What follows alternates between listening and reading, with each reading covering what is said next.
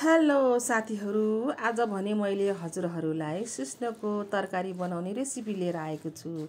Video अन्तिमसम्म हेरेर साथ support दिनुहोला र च्यानलमा नयाँ हुनुहुन्छ भने सब्स्क्राइब पनि गरिदिनु होला है। यसको लागि हजुरहरूले अलिकति मकैको पिठो सिस्नोमा छरेर पल्टै पल्टै हल्लाइदिनु, यस कारण कि यसमा भएको किराहरू पनि जान्छ।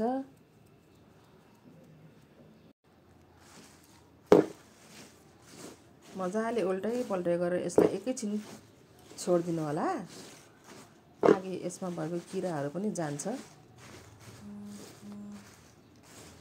यसलाई एकैछिन यतिकै छोडिदिनु पर्छ है।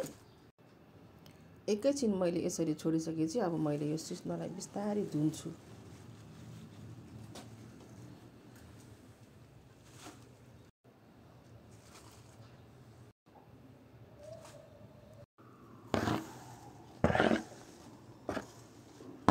बिस्तारै धुनु है, हातमा पोल्ला।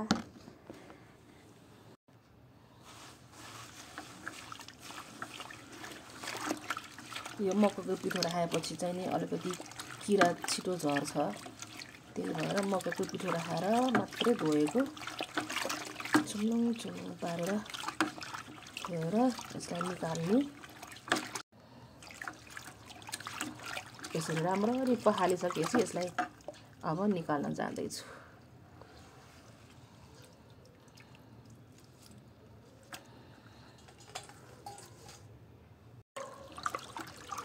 चिम्टीले अप्ठ्यारो भयो, यसले निकाले है मैले कर्चीले, जाली जाली कर्चीले।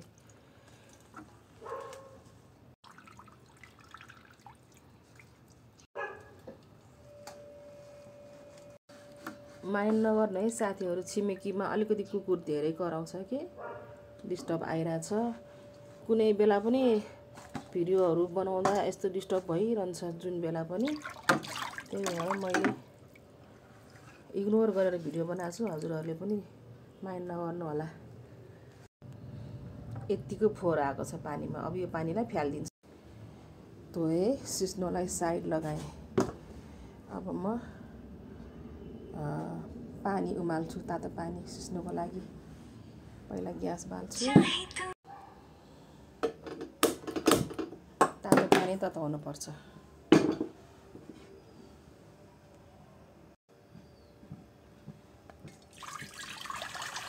अलिकति तातो पानी तताउनु, अनि यसमा सिस्नो हाल्नु एकछिनपछि, अनि मजाले हाल्नुपर्छ। कतिको ग्रेभी खानु हो यति हालेँ मैले चाहिँ। अब यो उम्लिन दिनुपर्छ है पानीलाई। पानी मनतातो भएपछि अलिकति फेरि पनि मकैको पिठो हालेर यसो सर्र हालेर चलाइदिनुपर्छ।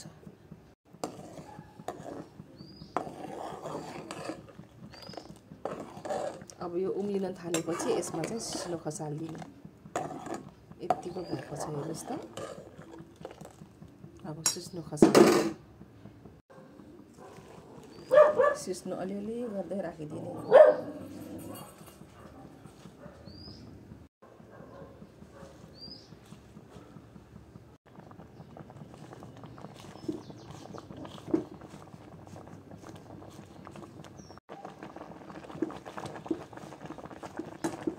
यसलाई बिस्तारै उमाल्दै जाने, उमाल्दै जान्छ।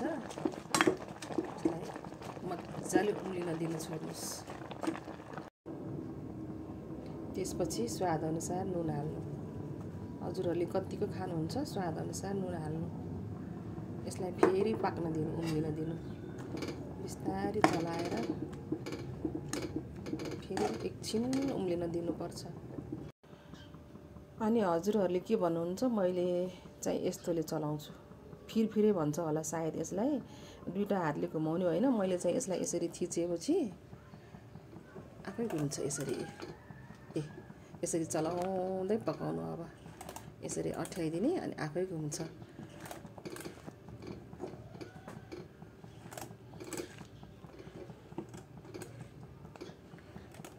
यस्तो गर्दै गर्दै उमाल्नुपर्छ यसलाई है।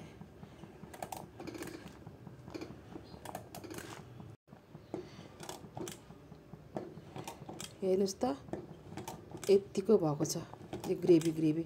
यो सबै यसरी चलाउँदै मसिनो बनाउँदै जानुपर्छ। यसरी यो थिचेपछि आफै घुम्छ हेर्नुस् त। यो सबै मसिनो हुने गरिकन यसरी थिच्दै घुमाउँदै नै यो सिस्नोलाई ग्रेभी बनाउनु पर्छ है। हेर्नु अहिले यतिको भएको छ। अब यसमा म मसला हाल्न जाँदैछु साथीहरू। अब थोरै अदुवा र लसुनको पेस्ट अनि थोरै जिराको धुलो, हल्का पिरो खुर्सानीको धुलो यति राखेर फेरि चलाउने।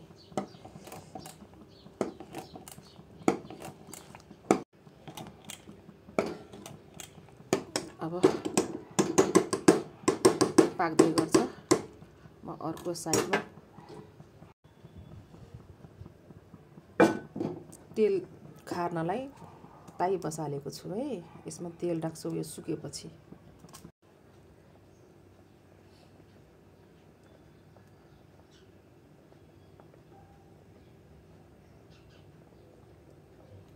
तेल तताउने है।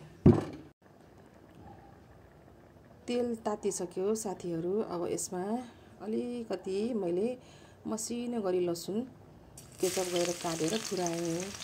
त्यसपछि थोरै खुर्सानी सुकेको फुराएँ। अलिकति जिराको दानाहरू फुराएँ। थोरै आफ्नो स्वादअनुसार राख्नुपर्छ है यसलाई चाहिँ। अब रातो हुन दिनु। अनि यतिको रातो भएपछि मैले हल्का बेसार पनि राखेँ।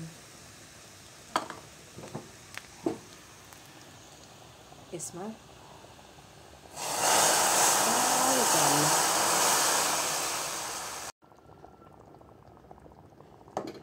फेरि यसरी चलाउँदै पकाउनु पर्छ एकछिन। अनि पाक्छ। अब अन्तिम प्रोसेस रेडी हुन लाग्यो। सिस्नोको तरकारी यो चाहिँ ढिँडोसँग खाइने हुन्छ, भातसँग, रोटीसँग, जेसँग खाइने हुन्छ। तर पकाउने तरिका आफ्नो फरक हुन्छ होला। माइन्ड नगर्नु। राम्ररी भिडियो हेरेर अन्तिमसम्म हेरेर साथ सपोर्ट दिनुभएकोमा हजुरहरूलाई धेरै धन्यवाद।